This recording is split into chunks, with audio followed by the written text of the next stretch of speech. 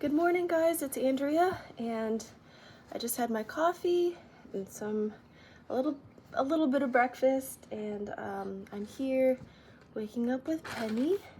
So it feels like it's gonna be a good day. I'm like feeling good. It's gonna be better than yesterday. Eva's fever broke, which is so great, and I think it's just making everything else feel better.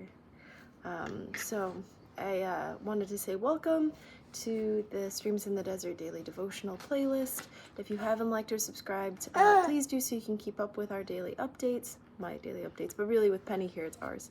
I'm so happy to be doing this, and I hope to continue it for a full year. And if you haven't checked out my channel, it's like a lot of my major life events, you know, like being pregnant twice, like getting married, traveling. For our honeymoon, we went all over the world, and so there's some really cool stuff just like watching back personally, and some neat ideas if you are going through those seasons in life as well. Okay, so this is the book, and under every single video I've been linking the place to get it on Amazon, and it's not expensive. It's a really just like classic book that Mrs. Charles Cowman wrote a long time ago. And she also wrote a second, Streams in the Desert, Springs in the Valley, Traveling Towards Sunrise, Words of Comfort and Cheer, Mountain Trailways for Youth. So she's done a lot, and I believe that this was first published in 1925. So if some of you guys are wondering like why sometimes there are words like thoust and like, you know, like older English, that's why. But it's so cool how timeless it is and how it's still like, I think pertains to, in particular, trauma, like tough times, and periods of suffering that we all go through. And even though I'm probably the happiest I've ever been in my life, you know, and I know I'm gonna look back and I'm gonna like watch these and just see the kids so young and be like so happy and nostalgic, I do think it's a nice reminder that no matter what you're going through, the Lord is with you, and you have the power to manifest your happiest, fullest self. So thank you, Penny. She's flipping through these pages with me already. Okay. Why don't I give you your little bunny? Yeah. Okay. So March 23rd is today. Out of the spoils won in battles did they dictate to maintain the house of the Lord. 1 Chronicles 26:27. Physical force is stored in the bowels of the earth, in the coal mines which came from the fiery heat that burned up great forests in ancient ages. And so, spiritual force is stored in the depths of our being, through the very pain which we cannot understand.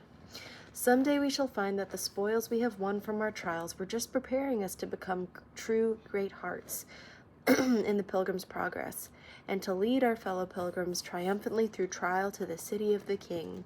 But let us never forget that the source of helping other people must be victorious suffering. The whining, murmuring pang never does anybody any good. Paul did not carry a cemetery with him, but a chorus of victorious praise, and the harder the trial, the more he trusted and rejoiced, shouting from the very altar of sacrifice. He said, "Yea, and if I be offered upon the service and sacrifice of your faith, I joy and rejoice with you all. Lord, help me this day to draw strength from all that comes to me, from days of heaven upon earth."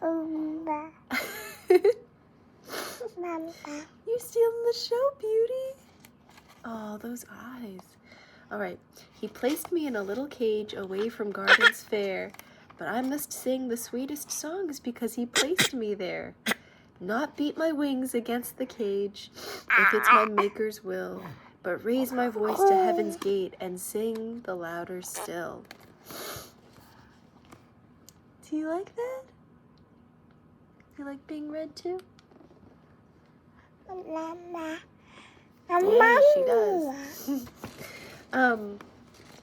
So I guess this isn't the first time that the Pilgrim's Progress has been brought up. Like, I think I brought it up, and this time it was actually in the passage, but it was a few days ago, maybe last week.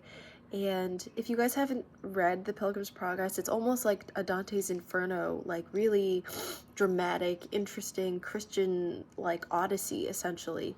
And it was written by John Bunyan. It's very, oh look, you can see your 2 teeth. You got your 2 teeth, baby. Yeah. But oh my gosh, my love. It's like the whole world in those eyes. Yeah. Oh, cutie. Wow. Oh, I'm so struck by you, honey. Yeah.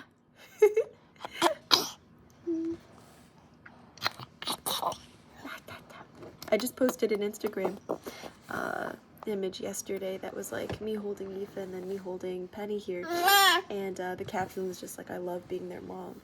Ow. And I do. Oh. Hi. I'm sorry. Did that hurt? Anyway, if you haven't read it, you should. It's very on the nose. There's people like Sloth and Greed. Yeah, everybody's like named according to like what their characteristics are.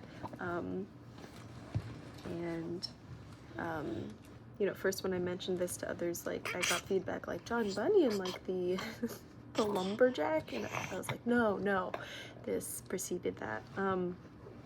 So I do think there are a lot of people who have claimed to be influenced a lot by that book, like writers throughout the ages. So it's worth checking out.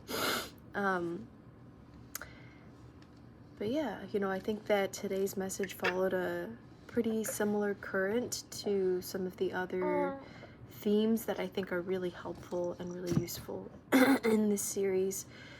You know, I do think that like where we are placed is really important to like find contentment in, and you know, there is purpose in suffering, and oh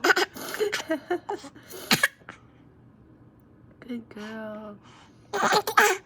Yeah. Oh my gosh.